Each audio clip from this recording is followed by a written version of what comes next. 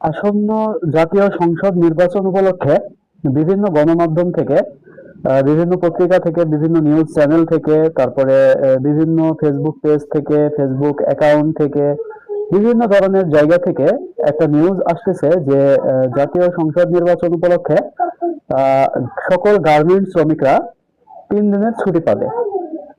3 দিন হচ্ছে কি বার? মঙ্গলবার, বুধবার, বৃহস্পতিবার, আর সাথে শুক্রবার তো আছে, টোটাল 4 দিনের ছুটি পাবে। এই নিউজটা আসলে কতটুকু সত্যি আমার জানা নাই, যেহেতু অন্যান্য বিভিন্ন চ্যানেল থেকে, তারপরে বিভিন্ন ফেসবুক অ্যাকাউন্ট থেকে, ফেসবুক পেজ থেকে, তারপরে নামি বেনামি অনেক ধরনের নিউজ চ্যানেল থেকে আসতেছে এই খবরটা। তো এটা কতটুকু সত্যি আমি জানি না, তবে যেটা সত্যি কথা, যেটা বাস্তবতা, সেটা হচ্ছে এখনো বিজিএমই থেকে কোনো নোটিশ, এই ধরনের কোনো নোটিশ দেওয়া হয় নাই। যদি দিত তাহলে আমরা কনফার্ম হতাম যে না, টোটাল 4 দিনের ছুটি আমরা পাবো জাতীয় সংসদ নির্বাচন উপলক্ষে। অনেকে হয়তোবা বিভিন্ন চ্যানেলের নিউজ দেখে ভাবতেছেন যে খুশিতে ফুরফুরা হয়ে গেছেন যে ঈদের ছুটির মতো একটা ছুটি পাচ্ছি আমরা।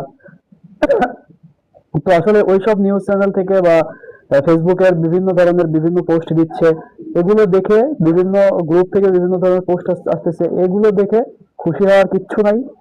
আপনারা সব সময় যেটা ফলো করবেন সেটা হচ্ছে বিজিএমই এর যে নোটিশ বোর্ড, এটা দেখতে পারেন।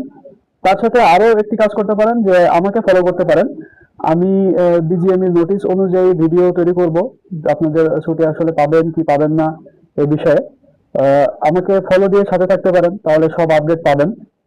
আর আরেকটি বিষয় হচ্ছে, গার্মেন্টস শ্রমিকরা হয়তো বা ছুটিটা পাবে, আশা করা যায়, যেহেতু বিএনপির নেতা তারেক রহমান, আহ, শহীদ জিয়ার ছেলে তারেক রহমান, উনি ব্যবসায়ী যে নেতা, ব্যবসায়ী নেতাদের সাথে বসেছিলেন, এটা আমরা দেখেছি কিছুদিন আগে।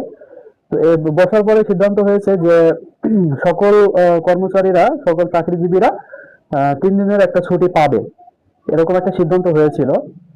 এটা কতটুকু কার্যকর হবে, এটা কতটুকু বাস্তবায়ন হবে, এটা আসলে বিজিএমই এর নোটিশ থেকে আসলে বোঝা যাবে যে গার্মেন্টস শ্রমিকরা আসলে এই ছুটিটা পাবে কিনা। আর যারা সেলসে আছে অথবা বিভিন্ন এনজিও তে আছে, বিভিন্ন অফিসে আছে, তারা এই ছুটিটা পাবে কিনা এটা আসলে আমার সঠিক জানা নাই। আর এটা কিভাবে জানবো এটাও আমি জানি না।